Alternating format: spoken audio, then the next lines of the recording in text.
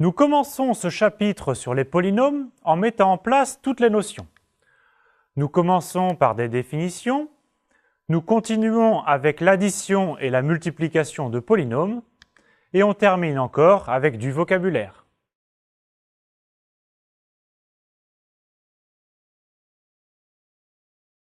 Les polynômes sont des objets très simples mais aux propriétés extrêmement riches. Vous savez déjà résoudre les équations de degré 2. ax2 plus bx plus c est égal à 0. Savez-vous que la résolution des équations de degré 3, ax3 plus bx2 plus cx plus d égale à 0, a fait l'objet de luttes acharnées dans l'Italie du XVIe siècle.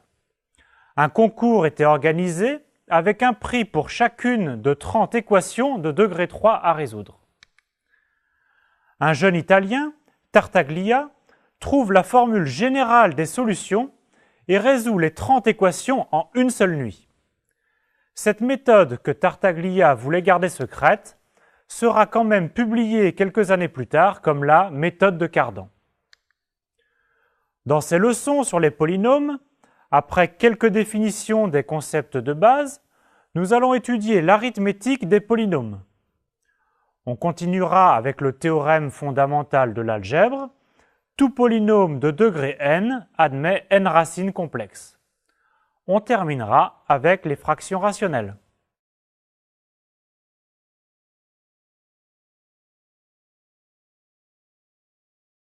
Un polynôme est une expression de la forme p de x égale à a0 plus a1 fois x plus a2 fois x au carré, etc., plus a indice n-1 x à la puissance n-1, plus a indice n x à la puissance n.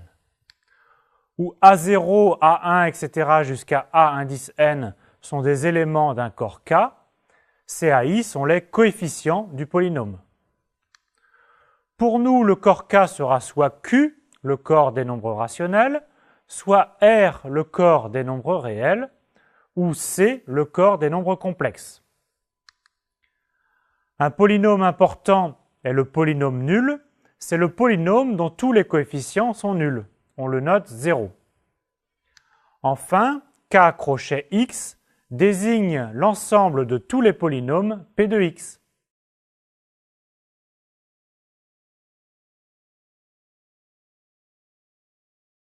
Le degré d'un polynôme P est le plus grand entier i tel que AI soit non nul. On note le degré par degré de P. Voyons quelques cas particuliers. Un polynôme constant est un polynôme de la forme P est égal à A0, c'est-à-dire les coefficients A1, A2, etc. sont tous nuls. Le degré d'un polynôme constant non nul est 0.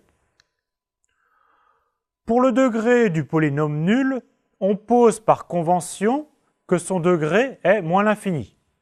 Certains préfèrent dire que le degré du polynôme nul n'est pas défini. Il n'y a pas de difficulté. x3 moins 5x plus 3 quarts est un polynôme de degré 3. X à la puissance n plus 1 est un polynôme de degré n. Et 2 est un polynôme constant de degré 0.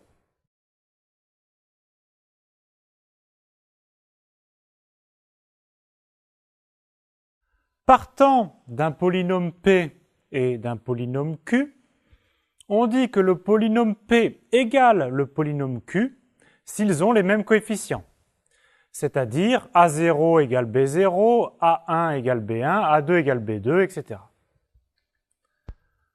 Repartant de deux polynômes P et Q, la somme P plus Q est un polynôme. Le ième coefficient de P plus Q s'obtient en additionnant le ième coefficient de P plus le ième coefficient de Q. La définition de la multiplication est plus délicate. Partons d'un polynôme P de degré n avec des coefficients AI et d'un polynôme Q de degré m avec des coefficients BJ. Alors, P fois Q est par définition le polynôme dont les coefficients sont les CK, pour k variant de 0 à n plus m. avec CK qui est la somme des AI fois BJ, pour tous les indices I et J tels que I plus J soit égal à K. On termine par la multiplication d'un polynôme P par un nombre lambda. Lambda fois P est le polynôme dont le ième coefficient est lambda fois AI.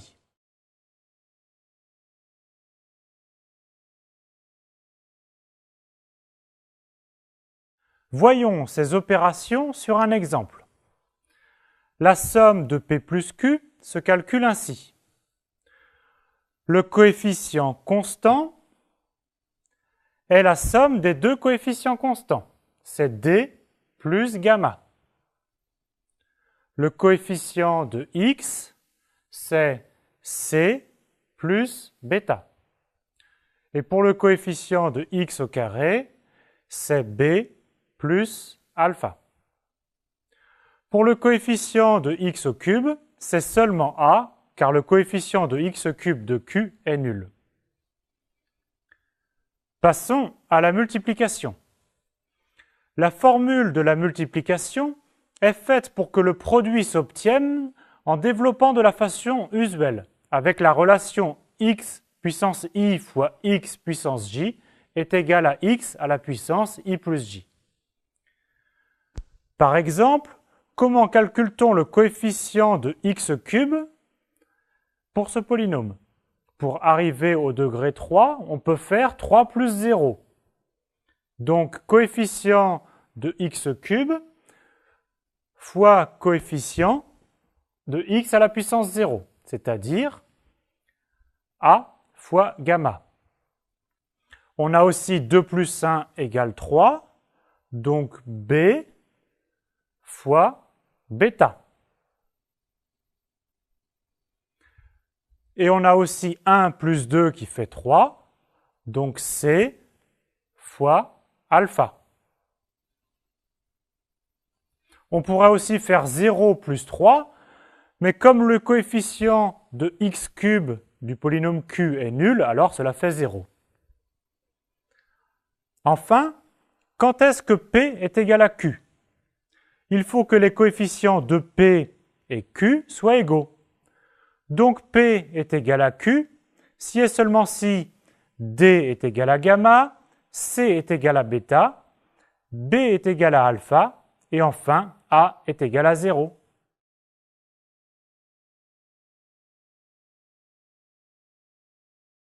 L'addition et la multiplication de polynômes se comportent sans problème. 0 plus p est égal à p. Le polynôme nul est l'élément neutre pour l'addition. P plus q est égal à q plus p. L'addition est commutative. P plus q plus r est égal à p plus q plus r. L'addition est associative. C'est la même chose pour la multiplication. 1 fois p est égal à p. Le polynôme constant égal à 1 est l'élément neutre pour la multiplication. P fois q est égal à q fois p. La multiplication est commutative. P fois q fois r est égal à p fois q fois r. La multiplication est associative. Enfin, la multiplication est distributive vis-à-vis de l'addition. P fois q plus r est égal à P fois Q plus P fois R. Pour le degré, il faut faire attention. Le degré de P fois Q est égal au degré de P plus le degré de Q. Le degré d'un produit est la somme des degrés. Enfin, pour la somme, le degré de P plus Q est inférieur ou égal au maximum de degré de P, degré de Q. Attention, il n'y a pas toujours égalité, car le terme de plus haut degré de P peut s'annuler avec le terme de plus haut degré de Q. On note R indice n crochet x, l'ensemble des polynômes dont le degré est inférieur ou égal à n.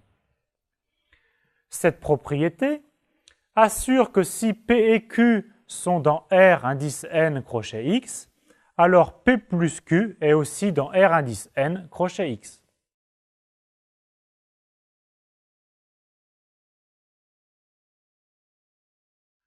Complétons les définitions sur les polynômes.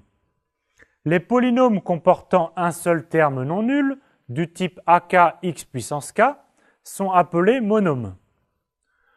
Tout polynôme est donc une somme finie de monômes.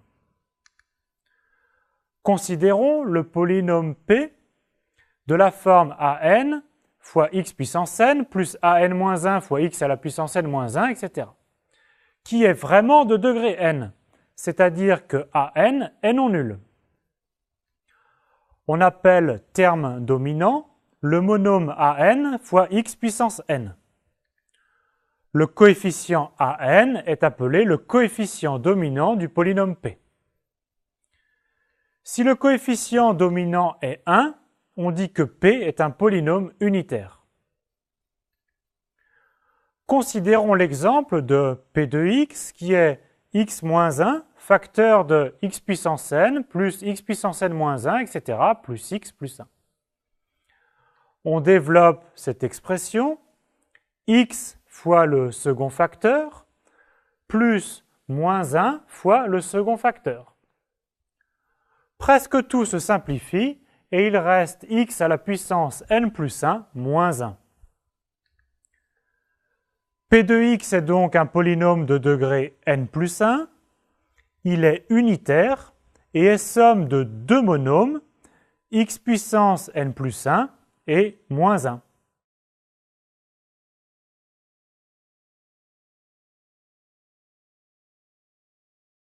Voici quelques exercices simples pour commencer.